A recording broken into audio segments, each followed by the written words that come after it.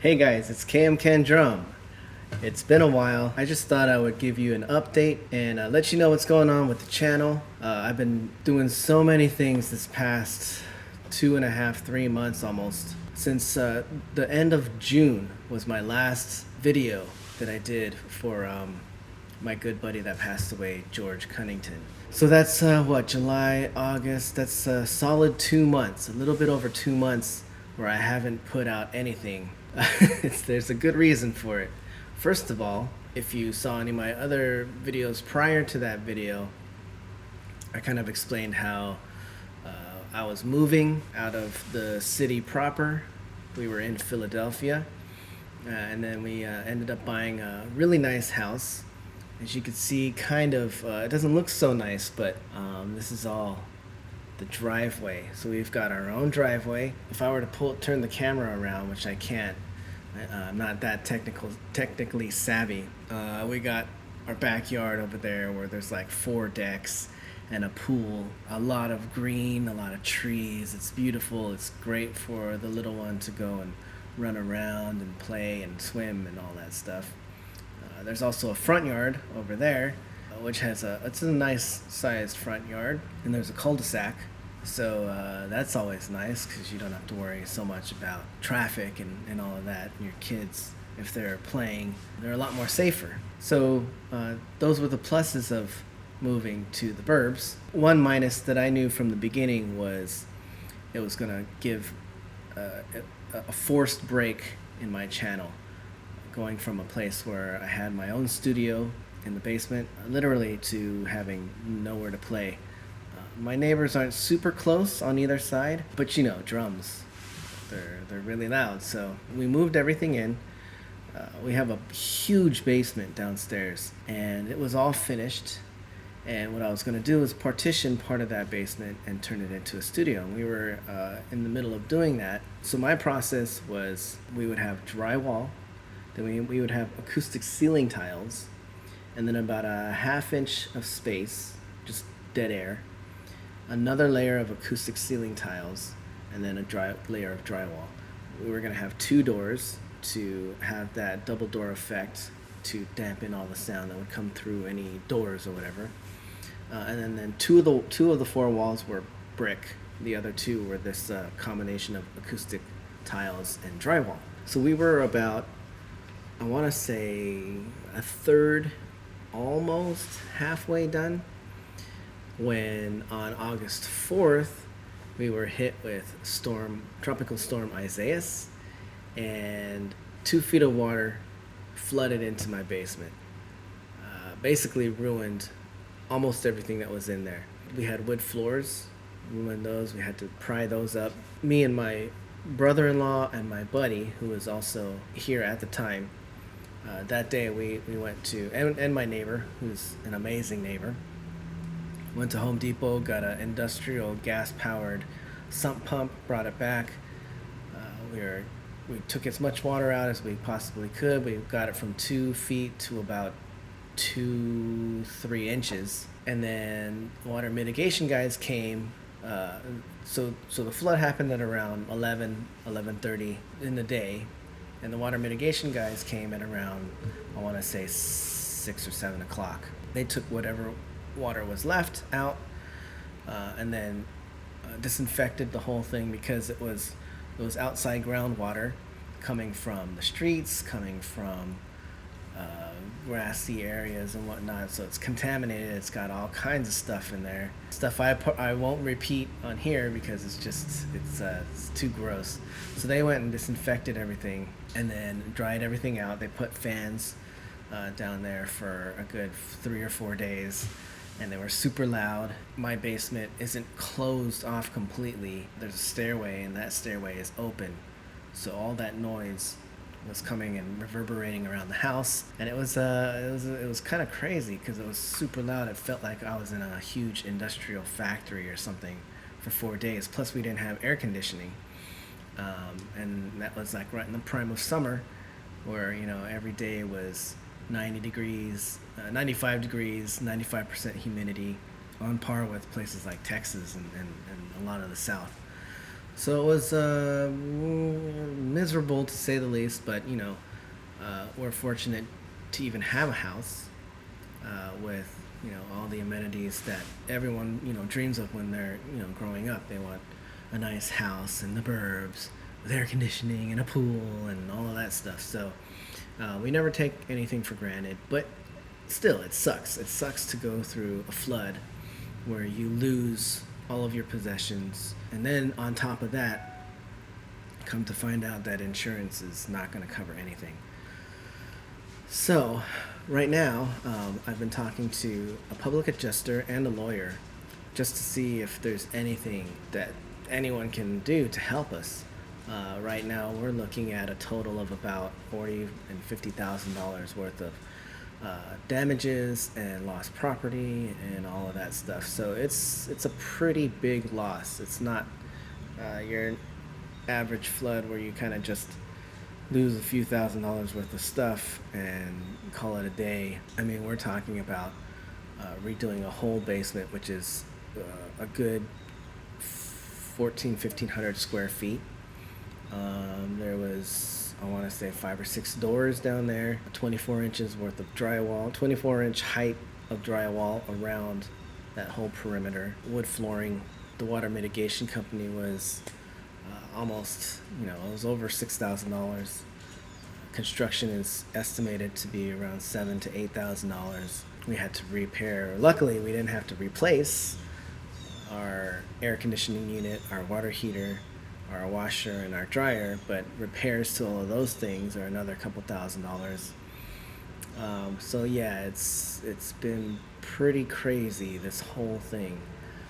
But I always try to look at the positives in things, and if there were to be a flood, I would say at the beginning of moving into a house and still not even being really settled in, it's probably the best time, because we came in here and there were some things that we wanted to switch around and change and fix and whatever. When you kind of go through the motions, it's like, maybe we'll do that some other time. But now that the flood happened, it's almost forcing us to do all these other things that we want to do to the house to make it kind of our own. So if there was ever an ideal time for a flood, I guess that was the time. So now, not only that, we can take measures to, figure out why the flood happened and how to fix it so that it doesn't happen again. Whether we stay here long term or we end up selling it, at least if we do sell it, someone else won't inherit the problem that we inherited. And some of you might be asking, well, why don't you go after the people that sold it to you? They know what they're doing. So basically, I got some information that they knew this house was prone to flooding. So they did everything that they could to fix it up and sell it as fast as they could before it could flood, which means that technically they didn't have to tell us anything. For those of you who are thinking of buying a house, make sure that you do your due diligence. Make sure that, if it's in a zone that's known for some sort of natural disaster or any kind of problems or whatever, that you get the proper insurance that'll cover that.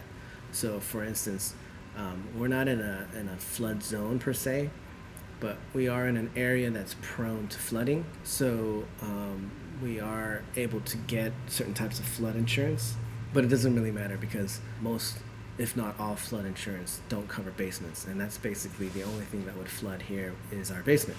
So all in all, we're pretty much screwed. We're left with the entire bill, and the only hope that we have is that the adjuster can go in and fight for us and try to get something from our insurance. Otherwise, what do you pay insurance for, right? So that's what's going on. We're still dealing with the aftermath of the flood. I mean, there's boxes that aren't opened yet from our move. I've been able to go through a lot of the stuff, namely my drums, and it seems like they're going to be okay. There might be a couple of drums that are warped, and they won't. None of the drums are going to be the same.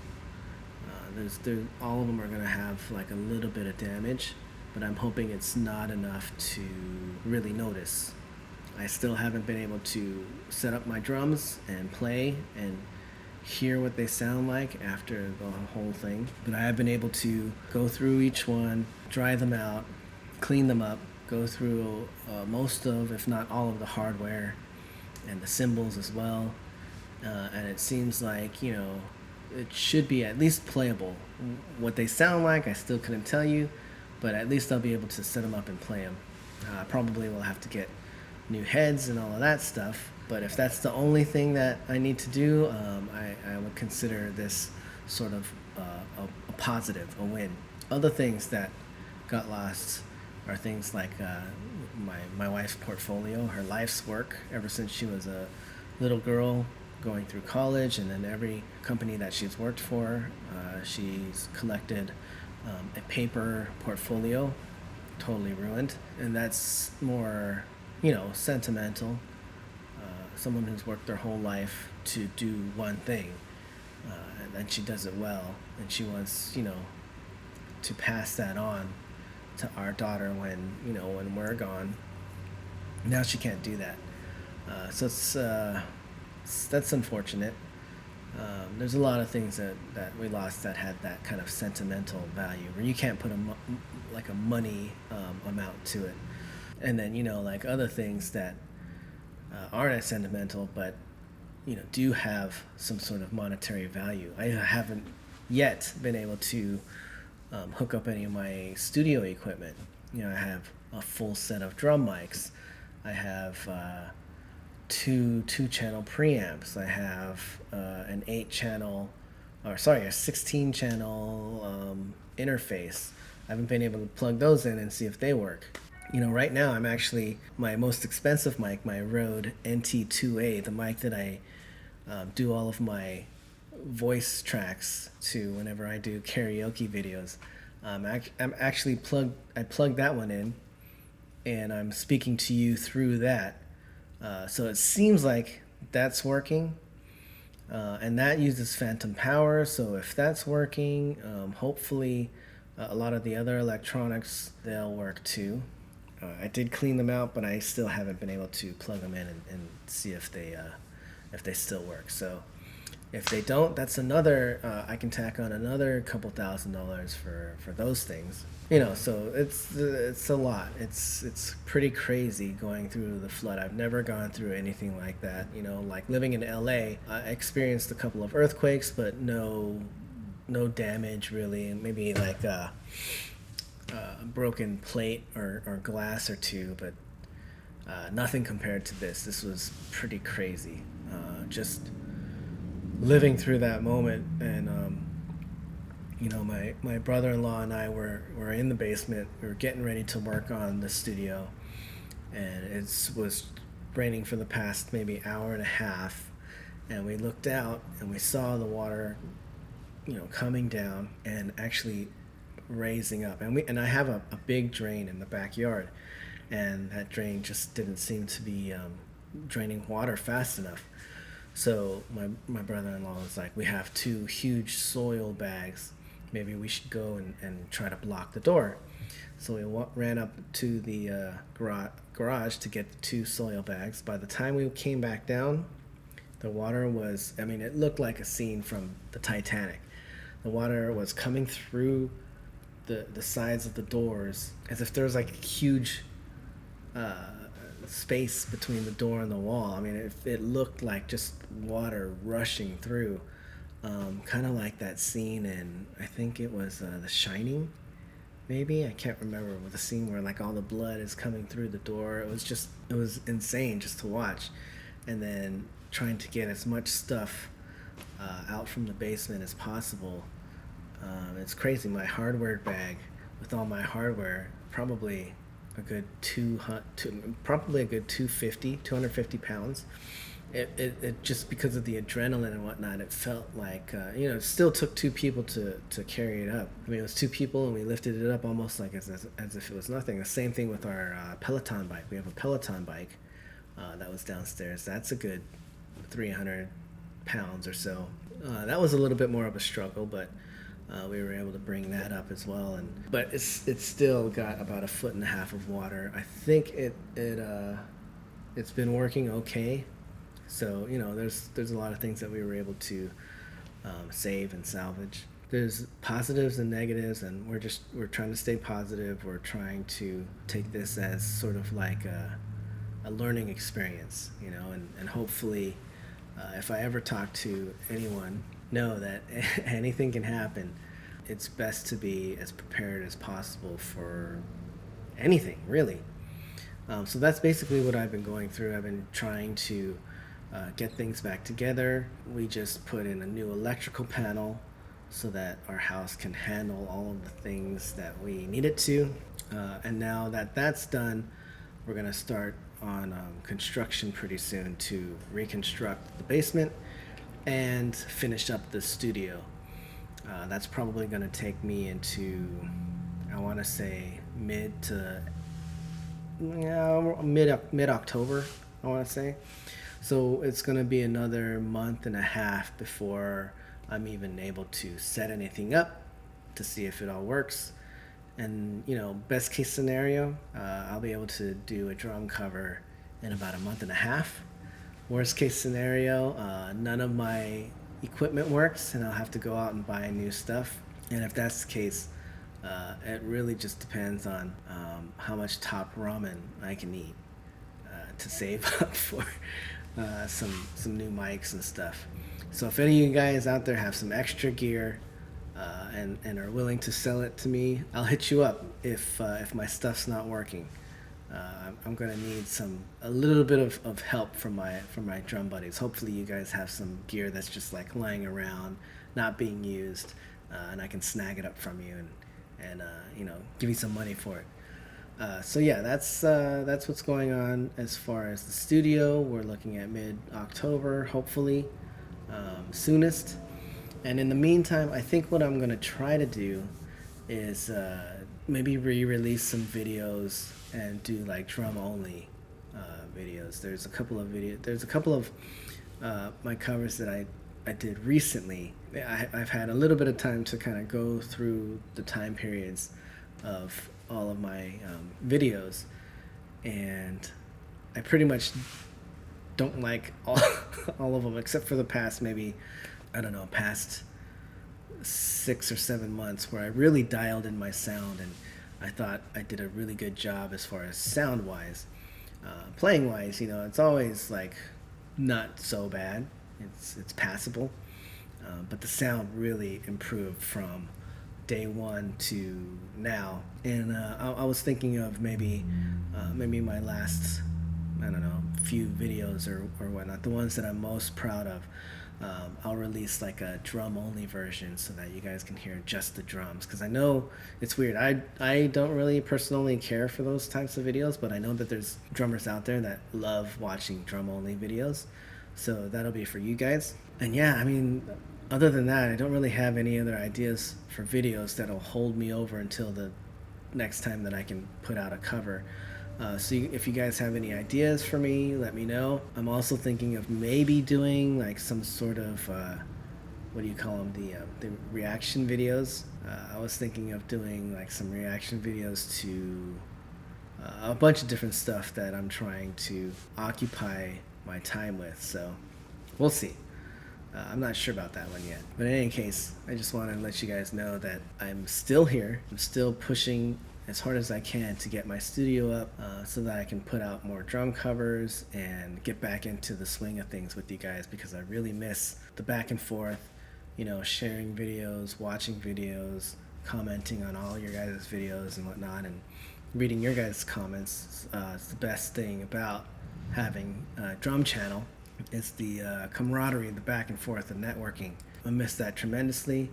So I hope you guys are having a lot of fun. I hope you guys are still continuing to go back and forth with each other, because I can't wait to just jump right in and join you guys again. So thanks for listening to this long-winded explanation of why you haven't seen a KMKanDrum video in a long time. I hope my I hope my reasoning is good enough. Yeah, it's just been nuts. And to top it off, before I started this video, I ate 2 vegan, organic frozen burritos. Yeah, it's not right. But they were left here by some of our friends, so it's free. I love free food, so there you go. Yeah, I hopefully I'll be able to make another update video when I have some better news. Maybe when the studio is actually back under construction, or maybe if I test out all of my equipment and it's all working or whatever. But until then, we're still in a holding period, and I just wanted to put something out so you guys know what's going on. Let me know what you think. Hopefully, I'll hear from some of you guys and hear how you're doing and whatnot, and I'll try to get onto your channels and watch some of your new latest videos, and we can try to get back into that mode, because I think it's about time that I get back in there. All right, don't want to waste any more of you guys' time. Talk to you soon. Take care. This is KMKanDrum.